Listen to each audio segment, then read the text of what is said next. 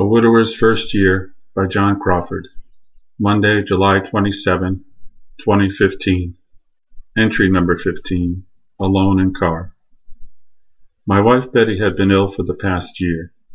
The hospitalizations totaled 3, with the first 2 followed by a couple weeks of physical therapy. The third was her last. Betty put up quite the fight.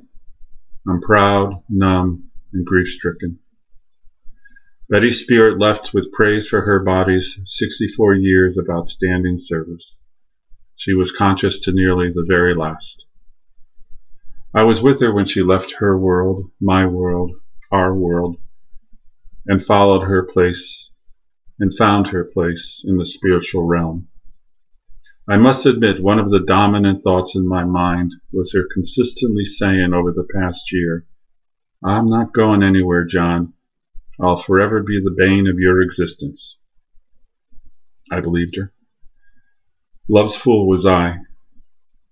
We met in our late 40s, and the past 17 years have been a time of love, laughter, and the occasional piss-off. I moved to the apartment complex where she was already living, unbeknownst to me, and destiny took care of the rest. The interests shared broadened each of our horizons. Her love of doo-wop and Motown, and my love of classical and musicals, made for an evening of varied music that had us touting the richness of each piece chosen. Betty's love of travel was contagious, and our road trip to Miami sealed our bond forever. My interest in crime novels is thanks to her, and I'm sure to start reading one of her favorites sometime soon. We didn't want to face the seriousness of Betty's illness. We left that to the healthcare people. Our job was to remain hopeful, keep anxiety levels minimal, and depression at bay. We didn't talk about dying. Optimism ruled the day. Having more time together was the only option. We dealt with a few close calls, but my search in the hospital room, closets, drawers, under the bed, and coming back to Betty, all smiles, no ticket to be punched. I believe the thought of dying was in her mind, but wanting to protect me was paramount, and Betty didn't broach it. In the end, Betty did not keep death waiting. It came fast. She lost consciousness and passed away a day later. She threw in the towel, and rightly so. Why sustain a few more punches when the judge has already decided? I miss her and struggle with being alone. The mornings are tough. I am retired, so I don't have to be at work, and getting out of bed just to eat holds minimal appeal. When I get up, there is no anticipation of engaging in anything meaningful. The only thing that occurs to me is to go hungry for a day or two, and maybe a one-time favorite sandwich, tuna melt, will beckon. Betty loved that I took the top layer of bread off the sandwich and cut into it as one would an open face. She also always gave me her dill pickle. What a sweetheart. I will admit to coming up with a goal, to read as much as I can about grief. The understanding of grief as an emotion shared by all brings little comfort. Like knowing we are all going to die hardly makes a difference when contemplating one's mortality. I stand alone among a world of millions. Grief has invaded every molecule of my body. Any joie de vivre, excuse my French, is gone. Any joy of life. Reading about grief may be akin to finding the enemy's war plans and discovering their strategy for taking you down. When I momentarily forget and think of sharing something with Betty, the forgetting becomes a sledgehammer, and the once solid edifice of self crumbles under the blow. I do believe I'm living a dual existence. The one life is about Betty and all memory of her. The other life is the loss of Betty and the black hole created with attending defeat in the game of life. When Betty and I first met, I would tease her with, "Get to know me and I will tell you the meaning of life." She laughed, saying she loved the mystery of that. Over the years, especially after a drink, she would say, "Oh, by the way, regarding the meaning of life, I'm still waiting." The running gag is now over, and the perilous thought of Betty's corporal passing rendering the punchline worthless scares the hell out of me. I don't go out much, and a good part of that is not wanting to be alone in the car. Betty and I bought the car together before our road trip to Miami.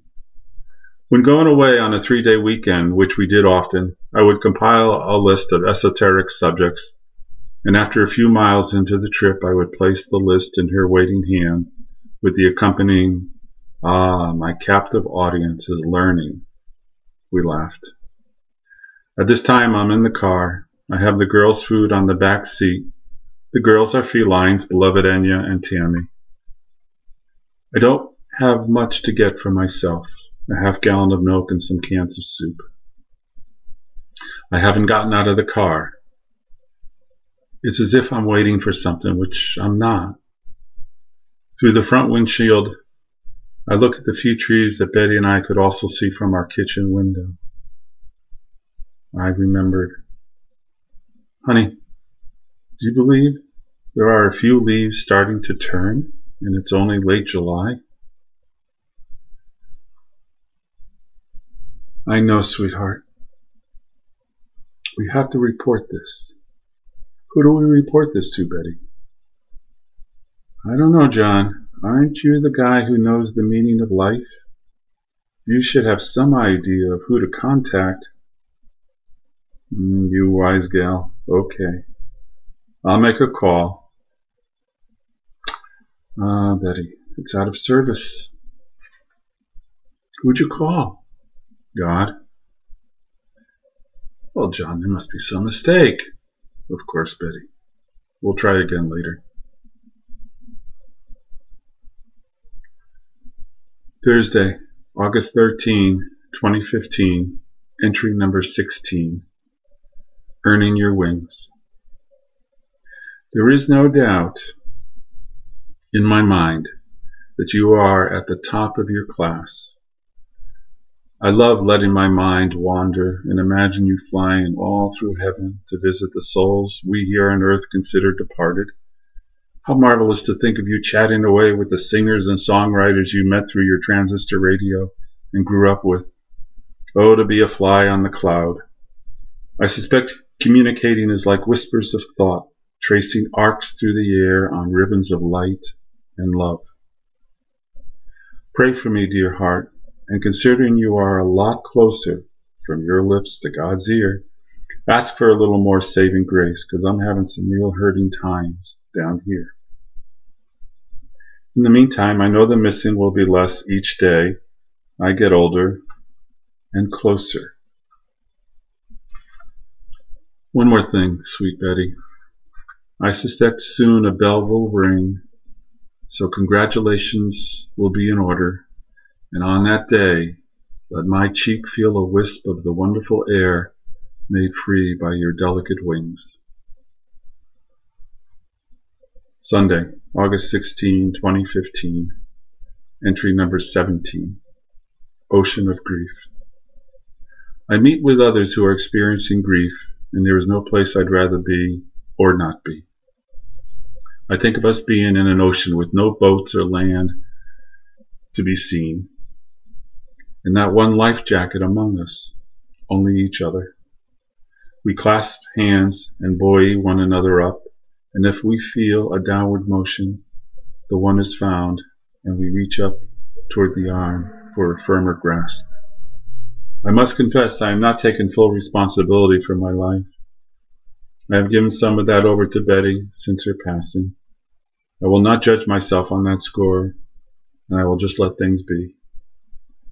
The Brussels Library is a place I go to for a change of scenery and the occasional DVD. The books hold little interest other than the ones dealing with grief. I have no desire to read a novel, but I guess Betty felt otherwise. The collection of new DVDs happened to be near the shelves of new fiction, which I have ignored the past several months, except this time. I turned toward the shelving with front covers displayed, and a new novel by an Irish writer was right there in my line of vision. The author and his novel were new to me. I read the inside jacket. The woman, recently widowed, lost the love of her life. I just stood there. Eventually I checked the book out of the library, and I am reading it. I enjoy it. I must quote a sentence. Quote, "It was as though she lived underwater and had given up on the struggle to swim towards air." End quote. That is page 86 of 373 pages, and I hope things get better for Nora. I wanted to let you know about that. Nora is the widow. When I'm around people that have a good idea of what I am going through, I feel so much being said without words, as if our loved one who has passed into the spirit world is the translator of the silence. The ocean's rhythm is gentle, and I imagine out of respect for the rough waters surrounding our hearts. The departure of a member is to be expected, and we only hope and pray God's grace is with the person. And then comes the inevitable splash, giving rise to the compassionate wave of hands to let the person know they are not alone and to share their grief with us. I will say it is terrific to have a member be called away to swim toward land. Only the person and departed loved one can see where they will walk the earth and not have solid ground give way beneath them, but rather support them on the journey to reconciliation with death. The person will find the strength to engage life and treasure the joy of a sparrow chirping. And speaking of a sparrow, don't mind, my dear, that I remember Shakespeare's Hamlet. Quote, "There is special providence in the fall of a sparrow. If it be now, 'tis not to come. If it be not to come, it will be now. If it be not now, yet it will come. The readiness is all." End quote. The readiness is where I faltered, but that won't be the case when it's my turn. I will be ready to be found by you, dear Betty, and to reunite.